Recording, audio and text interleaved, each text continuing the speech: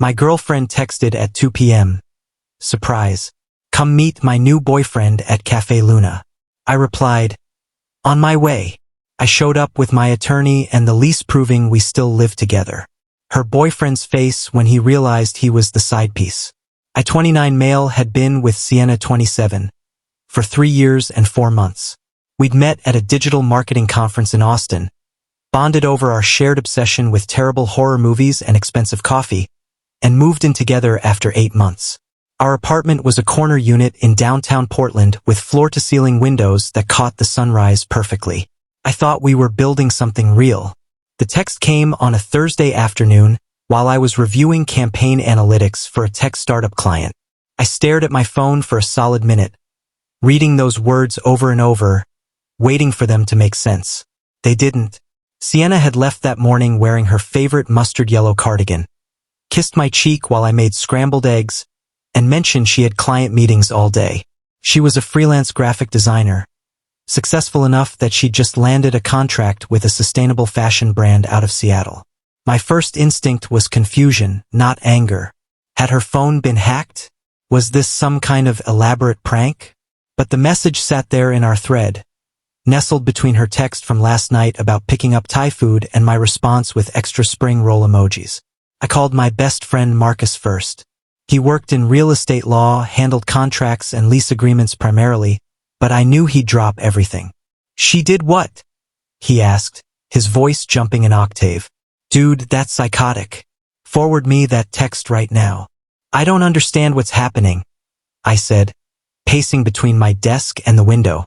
Outside, Portland moved along like nothing had shattered. Is she breaking up with me? Is this how people end relationships now? This isn't a breakup, Marcus said, his keyboard already clicking in the background. This is something else entirely. Meet me at that cafe in 45 minutes. Bring your lease, your ID, and screenshots of any financial documents showing you both live at that address. I moved on autopilot, pulled up our lease agreement from my email.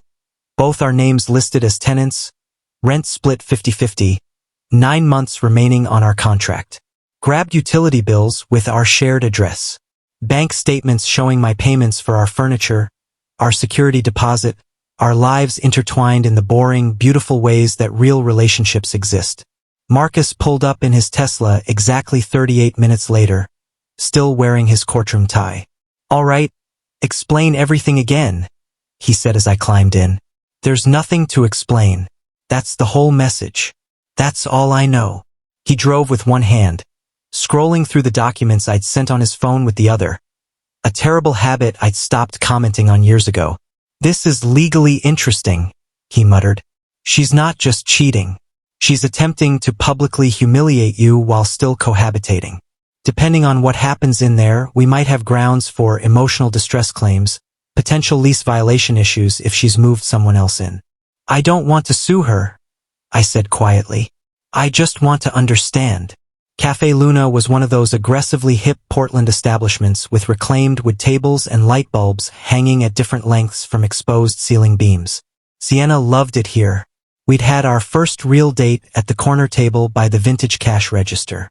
The irony tasted bitter. She was sitting near the window, and she wasn't alone. The man across from her was probably in his mid-30s, wearing a fitted black button-down and designer glasses.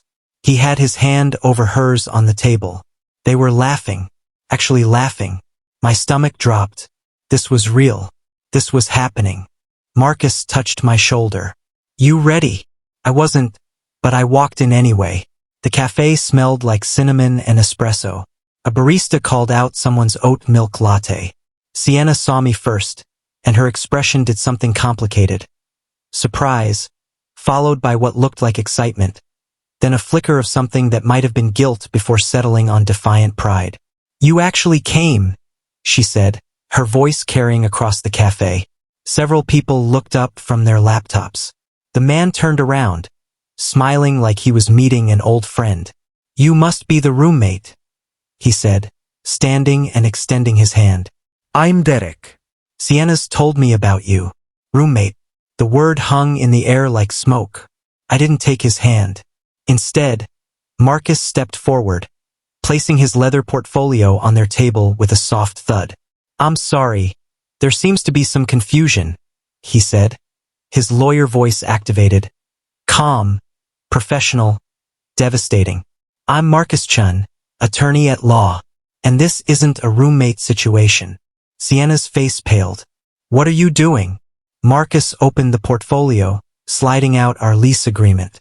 "This is the current residential lease for 2847 Northwest Everett Street, Unit 412. As you can see, both my client and Miss Sienna Torres are listed as co-tenants in a domestic partnership cohabitation. The lease doesn't expire until July 15th. Derek picked up the document, his smile faltering. "Wait, what?" "Here are the utility bills," Marcus continued, producing them like playing cards. "Electric, water, internet, all under both names. And these are bank statements showing joint purchases of household furniture and appliances over the past 3 years." "Joint purchases," Derek repeated slowly, looking at Sienna. His expression was transforming in real time, confusion hardening into something colder. Sienna stood up quickly, her chair scraping. "This is ridiculous. You brought a lawyer to a cafe? You invited me to meet your boyfriend," I said, finding my voice. "Came out steadier than I expected. While we still share an apartment. While your clothes are still in our closet. While your toothbrush is still next to mine in the bathroom. What exactly did you think was going to happen here?" "Our bathroom." Derek stood now, 2 papers still in his hand. "Sienna, you said you lived with a roommate. You said it was temporary, that you were looking for your own place." "I am looking," she said defensively, but her voice cracked. "For how long?" Derek's volume was rising. Other patrons were definitely watching now. "We've been together for 6 weeks. 6 weeks of you telling me about your complicated roommate situation, about how you were basically single but stuck in an awkward living arrangement. 6 weeks. I did the math backward. 6 weeks ago, Sienna and I had gone to her sister's birthday party in Eugene. I'd driven because she hated highway driving. We'd stayed at a bed and breakfast, made love while rain pounded the roof, and talked about maybe adopting a dog next spring. "You're unbelievable," I said to her, the anger finally arriving, hot and clarifying. 6 weeks. What was your plan here, Sienna? String us both along? Keep one of us as backup? Don't make yourself sound pathetic, she snapped. We've been dying for months. You know we have. I didn't know that. You never said anything. We just planned a trip to Vancouver for next month. I bought tickets to that design conference you wanted to attend. Derek set the papers down carefully. Let me make sure I understand. You live together. You share bills. You plan trips.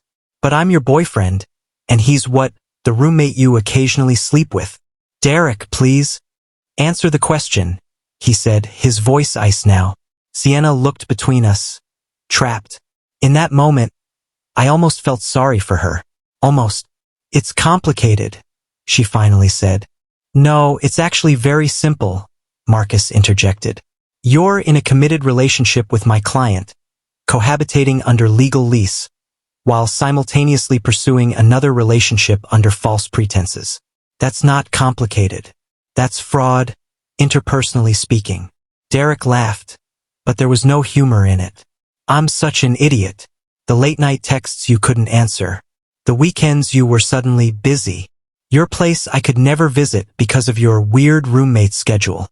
He looked at me with something like pity. I am sorry, Mom. I had no idea. She told me you were basically strangers. We're not strangers, I said quietly. At least I didn't think we were. Sienna grabbed her purse. I don't have to stand here and be humiliated like this. You invited this, I said. Literally. You sent me a text message inviting me to this exact humiliation. What did you think you were doing? She didn't answer, just turned to leave. Derek caught her arm. We're done, he said simply. Lose my number. Lose everything about me. You're manipulative and dishonest, and I don't date liars. She jerked her arm away and walked out, her exit silent except for the cafe door chiming. Derek sat back down heavily, running his hands through his hair. I need a drink. Or several. He looked up at us. For what it's worth, I really didn't know. She showed me pictures of a separate bedroom. Said you were basically never home. It's not your fault, I said, and I meant it. We'd both been played, just in different games. Marcus handed Derek his card. If she attempts to contact you or harass you in any way, call me. Document everything. Derek pocketed it numbly, then looked at me. What are you going to do? Good question.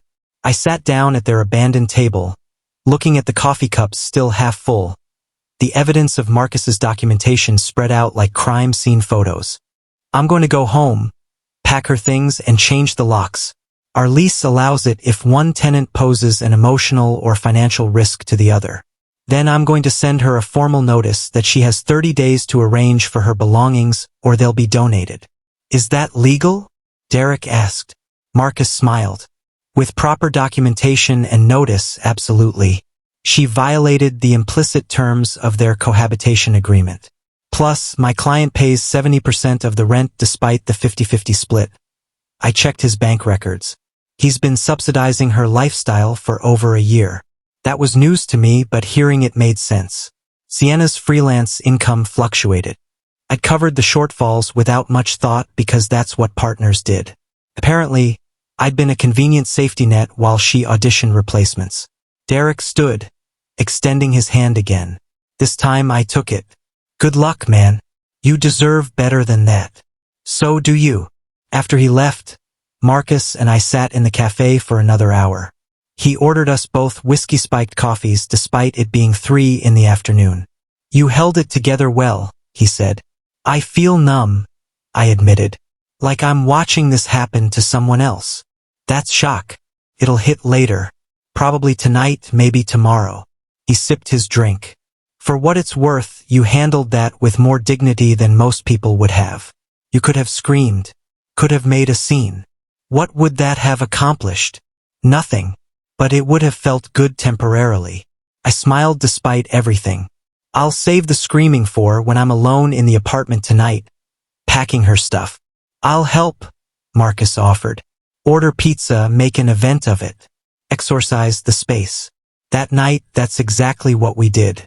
Marcus showed up with boxes, packing tape, and 3 large pizzas.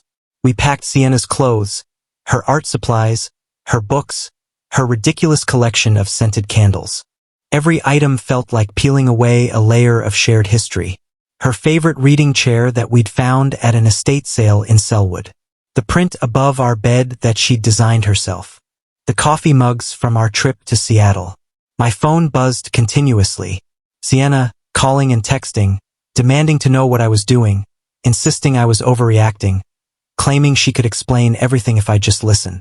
I blocked her number at Marcus's suggestion. She could communicate through email for logistics, nothing more. By midnight, her entire existence was boxed and stacked in the second bedroom. The apartment looked bigger, emptier, but cleaner somehow. Marcus left around 1, making me promise to call if I needed anything. I stood in the living room, looking at the spaces where Sienna's things had been. The empty wall where her print had hung. The gap in the bookshelf. The missing plants from the windowsill. In the silence, my phone buzzed one more time. Not Sienna, Derek. Just wanted to say thanks again for today. Also, if you ever want to grab a beer and commiserate about being idiots together, I'm around. No pressure. I smiled and typed back, I'll take you up on that. Next week. Deal. I slept that night in our bed. My bed now, surrounded by the ghost outlines of a relationship I'd thought was solid. But somewhere between the exhaustion and the whiskey and the sheer absurdity of the day, I felt something unexpected. Relief. Not happiness. Not yet. But the clear, cold relief of finally seeing the truth. Sienna had done me a favor with that text message. Even if she hadn't meant to. She'd shown me exactly who she was and given me the perfect opportunity to walk away with my dignity intact. In trying to humiliate me, she'd exposed herself instead. The sunrise through those floor-to-ceiling windows was just as beautiful alone.